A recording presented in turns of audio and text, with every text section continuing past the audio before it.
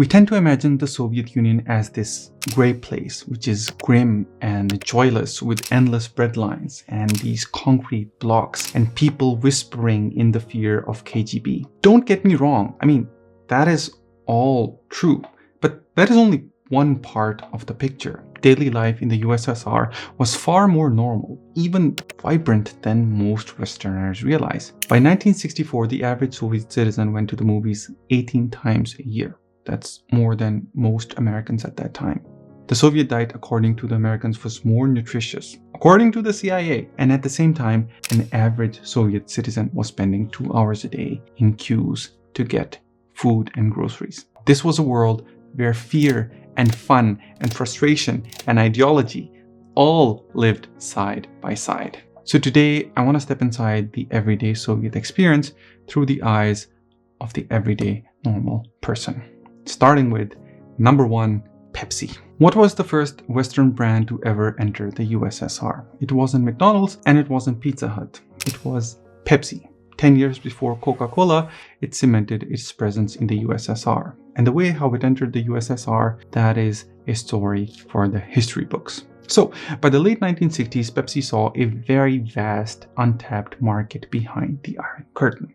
On July 24, 1959, the Soviet premier Khrushchev was famously photographed sipping Pepsi Cola that was handed to him by the US Vice President Richard Nixon at the American National Exhibition in Moscow. This was a masterstroke by the CEO of Pepsi who wanted to enter the Soviet market. He famously offered him 2 glasses, one made by water in New York and the other in Moscow, and he took the bait. He drank them both and he said that the one with the Moscow water felt refreshing. So yeah, but the image of the communist leader enjoying a capitalist cola was splashed in newspapers around the world. But getting Pepsi officially into the Soviet hands took a lot more than this. It was the start of a very peculiar East and West trade saga. So the major hurdle was that the Soviet ruble was not convertible to hard currency and the US had very strict trade restrictions. Instead of cash, the Soviets paid in vodka. Pepsi agreed to supply cola syrup, which was to be bottled in the Soviet factories in exchange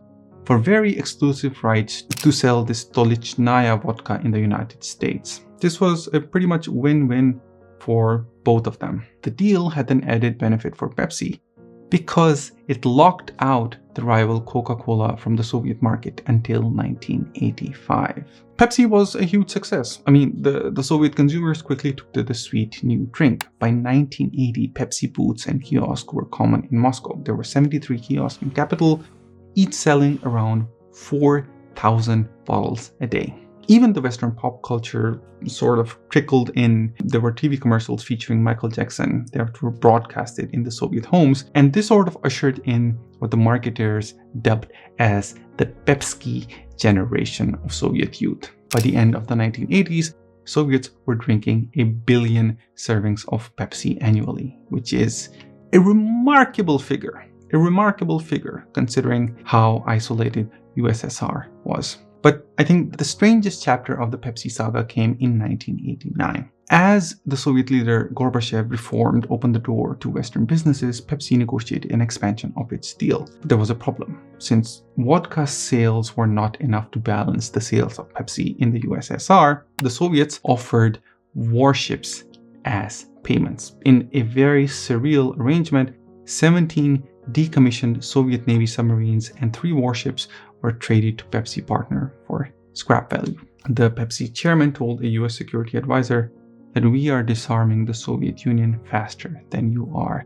And for a brief moment, Pepsi had the equivalent of one of the world's largest submarine fleets on paper, until they actually sold the vessels. But of course, the history intervened when the Soviet Union collapsed and that multi-billion-dollar Pepsi deal collapsed. But it's sort of like a fascinating story on how Pepsi became part of daily life in the Soviet Union. Number 2, to our favorite topic, and that is the Soviet queue. One of the most enduring images of Soviet daily life is the queue. Lines of people snaking along sidewalks and waiting for food or any other items. The stereotype has a strong basis in reality because standing in queues was indeed a routine part of life for Soviet citizens, especially in the 1970s and 1980s. There is this famous anecdote that tells of a foreigner seeing a Soviet citizen standing alone on a sidewalk. The foreigner asks, like, "What are you doing?" The Soviet person replies that, "I'm standing in line." The foreigner says that, "Dude, you're the only one here." And the Soviet guy says, just give it a minute. And sure enough, a few minutes later, a crowd had joined behind him. They assumed that he knew something that they didn't. And I know it's a joke, but it reflected a major truth. The fear of missing out on goods was intense. There was a report commissioned by the American Congress that on average during the 80s, the Soviets were spending at least 2 hours a day waiting in lines. But I want to clear one misconception that might be prevalent. Soviet Union did not have a food shortage. Aside from brief periods of post-war scarcity, the basic necessities like bread and milk and eggs and butter and canned fish and beans, they were quite available. There were queues for that, but not that big. In fact, there is a CIA report that says that Americans and Soviet citizens are eating almost the same amount of calories. The Soviet diet may be more nutritious, actually more nutritious. The problem was variety. I mean, exotic foods and cheeses and fresh fish, they were not often very much available. Or even if they were available, they were quite rapidly gone. Don't forget that food was heavily subsidized in the Soviet Union, so it was very cheap and within reach of everyone. If you wanted blue cheese, money wasn't really a problem. Getting your hands on blue cheese was the problem. But why were queues so prevalent? Under the Marxist-Leninist system, private trade was limited and the state distributed most consumer products. Stores were typically very poorly stocked, so when a shipment of scarce items arrived, the word spread very quickly and then a line would come. A normal, quick shopping trip where you would get almost everything that you needed at home, that wasn't really possible. It's possible that you go to the store and it's entirely filled with just apple juice. There is an interview of one person from Moscow. He recalled that during the Brezhnev era, items like fresh fish and oranges was like unreliable luxuries. You never knew when they would appear. And by the late Gorbachev years, bread and milk and cheese could go missing from shelves for days or weeks.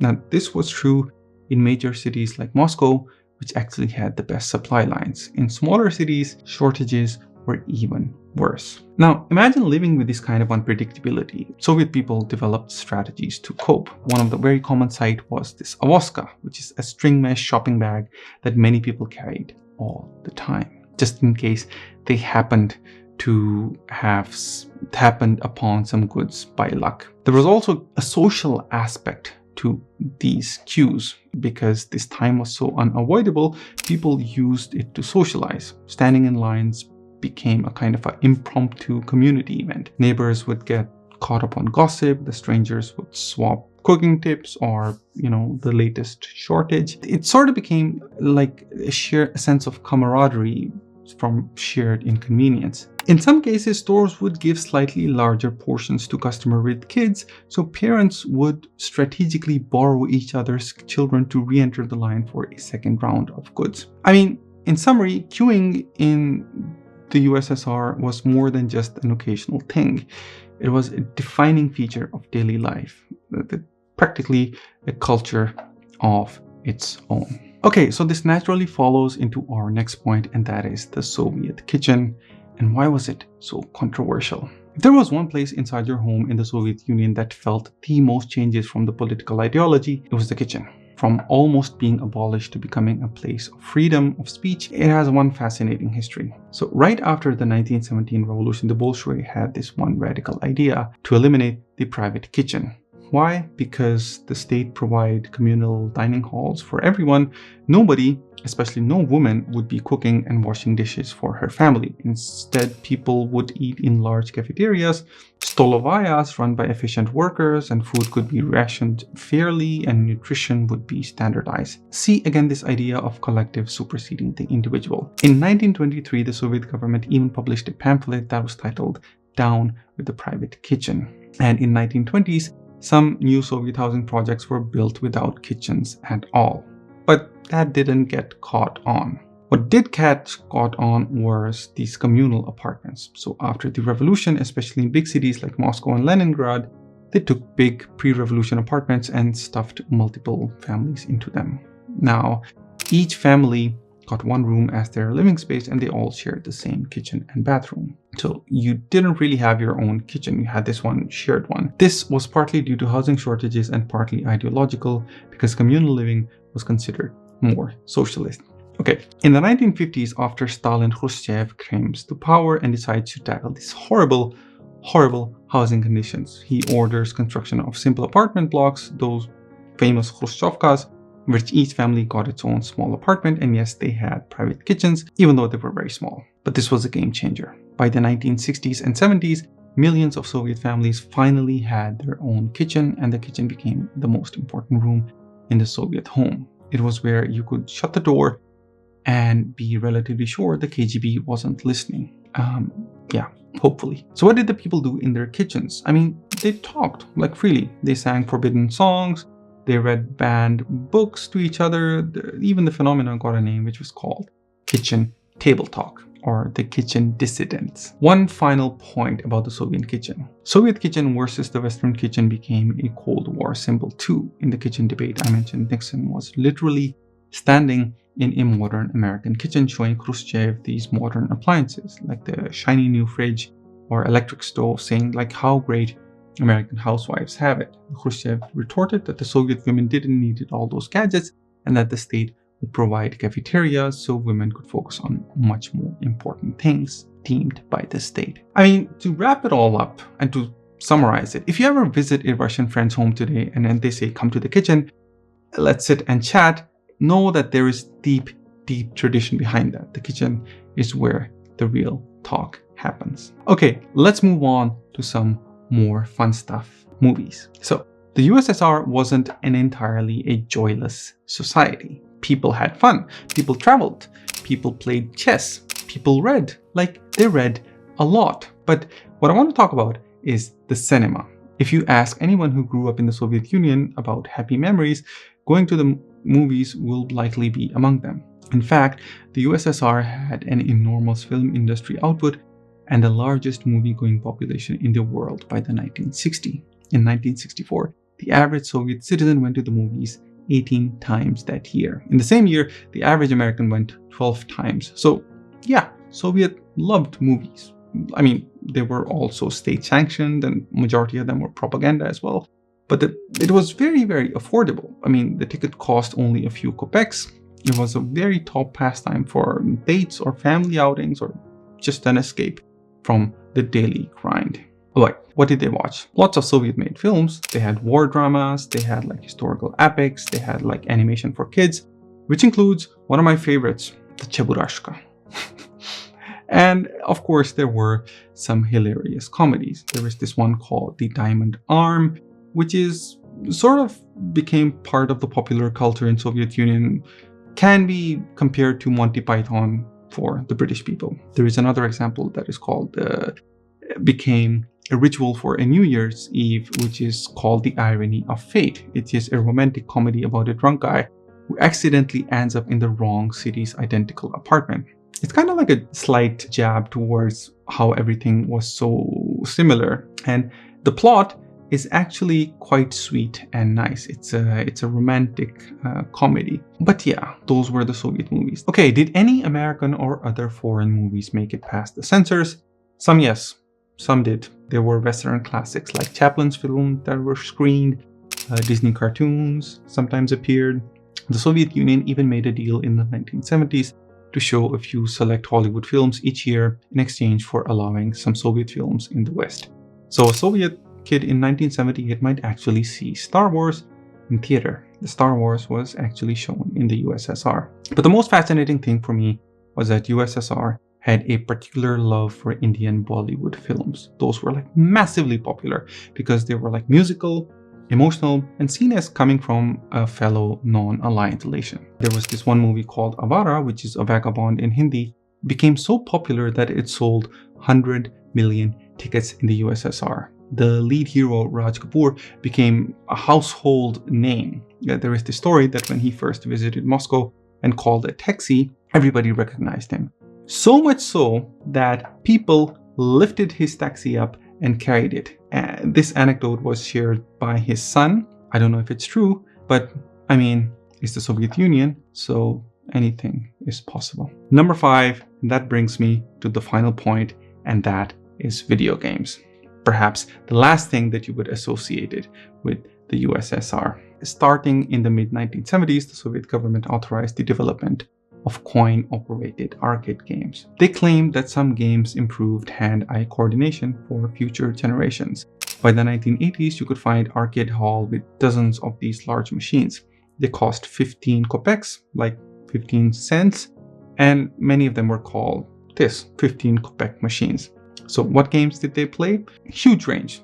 For example, there was this big hit. One of the most popular was this called Morskoy Boy, Sea Battle. It looked like a periscope. You peer in and shoot torpedoes at ships that light up. It was a clone of an American arcade machine, and it was hugely popular from the 70s into the 90s. They actually put it up on a real submarine to entertain soldiers. And you can actually play this today on an emulator on your browser. There was this table hockey under a plastic dome. That was a staple, same as might see in the Western arcades. And the mid-80s, some classic style video games emerged. There's this one called The Little Humpback Horse game in the 1986, which was a fairy tale platformer, and it was one of the most frustrating games in the Soviet Union. Players navigated the Ivan the Fool on the Little Humpback Horse over challenges to the right end of the screen where the rewards awaited them. It sounds simple, but the player only had 3 lives, and to make matters more complicated, there was a 5-minute time limit. Rage quitting became popular at that time. But let's not forget one of the greatest contributions of the Soviet Union to global fun. Tetris. Yes, the addictive puzzle game was invented in 1984 by Alexei Pajitnov, a young programmer in Moscow. It escaped the Iron Curtain and became a worldwide hit before Soviet Union itself collapsed. Tetris is a cultural icon, and it came straight out of the Soviet Union. In summary, Soviet Union had fun and games aplenty, even if the selection was somehow limited or state curated. Okay, to wrap this all up, daily life, even under an authoritarian system, finds its own normal rhythm, finds its own happiness. People will be people. They will sing, they will dance, they will play, they will seek laughter wherever they can. And that was true in the USSR as it was anywhere else. I hope you liked this video, and I hope you enjoyed it. If you have any more ideas about topics related to USSR that I should cover, you can put them down in the comments below, or you can email me directly. Okay, this was a long one, and I'll see you in the next one. Peace.